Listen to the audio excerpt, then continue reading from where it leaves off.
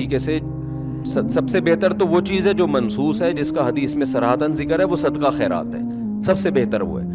اس کو آج کل لوگ فوکس نہیں کر رہے، قرآن خوانیوں پہ پورا زور لگایا ہوا ہے، اور پھر اس میں دیگیں چلتی ہیں، کھانے چلتے ہیں، لوگ آتے ہیں بوٹیاں پھوڑ رہے ہوتے ہیں، کہ عجیب ہی منظر ہوتا ہے. ولیمے اور میت کا فرق کیا ہو گیا؟ ختم. تو یہ پھوڑنے پھاڑنے کے ٹائم نہیں ہے. یہ اخپل طریقے سے چپکے سے غریب کو صدقہ کر دو، اور اپنے طور پہ کوئی تلاوت کرنا چاہے تو اس میں بھی کوئی حرج نہیں ہے. اگرچہ تلاوت میں فقہا کا اختلاف ہے، لیکن صدقے میں سب کا کیا ہے؟ اتفاق ہے. تو دیر آر کتنی ٹائپس آف؟ 3. ایک تو ایصال ثواب کے لیے قرآن خوانی، وہ جائز نہیں ہے. دوسرا قرآن خوانی کی قسم ہے برکت کے لیے قرآن خوانی.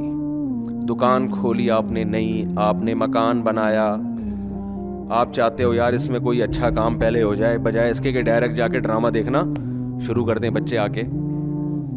ایسا ہی ہوتا ہے نا. تو کام کی ابتدا کس سے ہو بھائی؟ برکت سے ہو. اور کوئی بھی شیطانی اثرات ہوں، اس سے یہ گھر پاک ہو جائے، تو اس کے لیے قرآن خوانی کی جاتی ہے.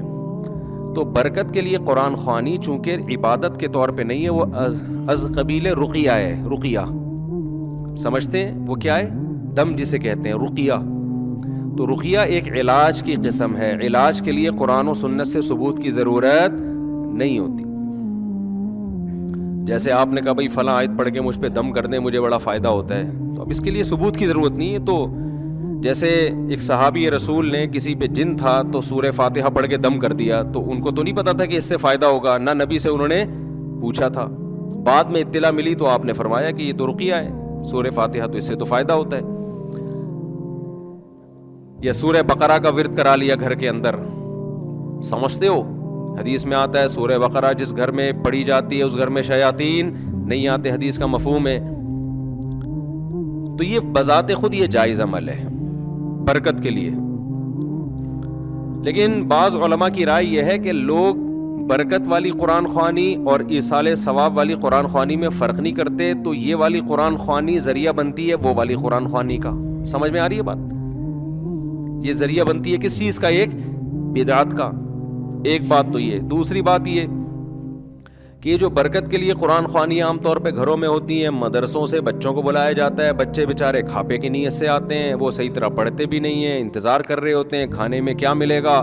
ابے فلاں کے یہاں گئے تھے، ایسی مزے کی نہاری کھلائی تھی، اس کی بریانی میں بوٹیاں ہی نہیں ہیں، گوشت ایسا ہے، تو برکت گئی تیل لینے.